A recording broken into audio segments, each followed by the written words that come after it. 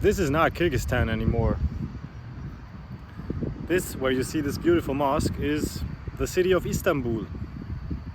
I am going home today, but I have a couple of hours left on a layover. That's the airport. I went out a little bit, walked down that road, then walked that way. Then there was a, like over there, there was a, like behind me, was a quite nice area. You see the fences. And I also saw on Google Maps that there is a park, and I decided to go there to hang out, but then there was a guard stopping me from going in there, and I asked, like, can I sit down here? And he said, no, problem. Apparently his English skills were not the best, so he couldn't really tell me why, but I think it's some, I don't know, specific closed down area, district, residency, where people pay him to do that. So no random stranger like me can walk in and hang out. So I just sat down on some random, very dry grass here, right in front of the airport. And I will do my, and I will do my workout, yeah, right here. This will go off tomorrow. Just didn't feel like I want to buy shaving soap or cream for one use and then throw it away because I can't take it into the airplane. I forgot to bring mine.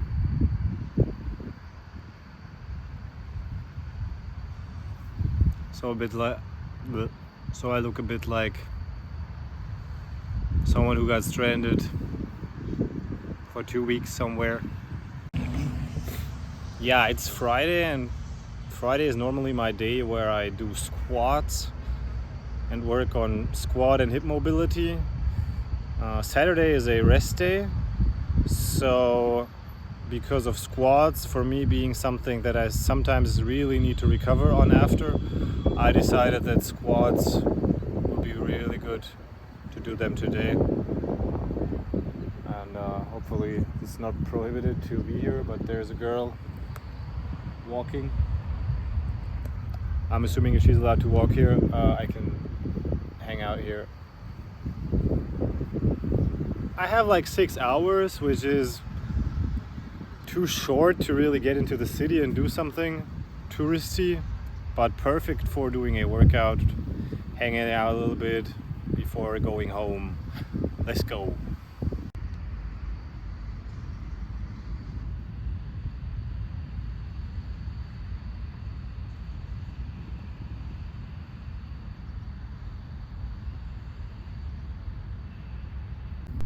So the first thing you see me doing here is hack squats.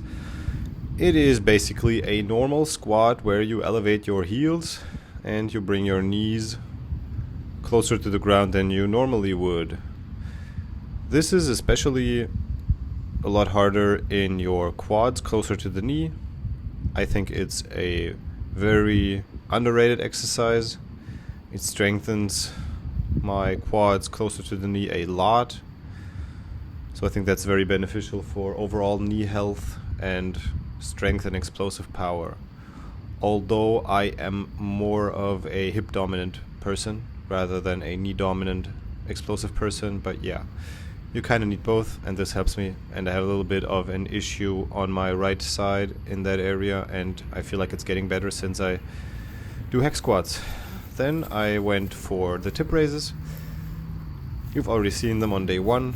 Very accessible exercise, especially here when you do not really have a lot of options on this grass. And then I went on that advertisement display thing because I was able to do some calf raises there. Today I went for ordinary calf raises, gastrocnemius focused. Soleus is of course optional if you want to do that. I did 15 of them. By the way, I didn't say I did 25 hack squats and 25 Tib raises. And then I turned around and did 25 step down squats on each side. It could have been a little smaller, the object, my step today, but it was okay. As soon as I felt pretty good around my ankles, then after I finished, I did 25 deep squats, so normal squats to target the upper part of my thigh and also my glutes. Will definitely have a burn tomorrow because of that. And I finished off with some alternating switching leg raises where I did 50. This targets my hip flexor and also a little bit my core. And after that I did the whole thing for a total of 4 rounds. And that was it. And then I went home, and tomorrow I'm back home in Germany. Yay. See you there.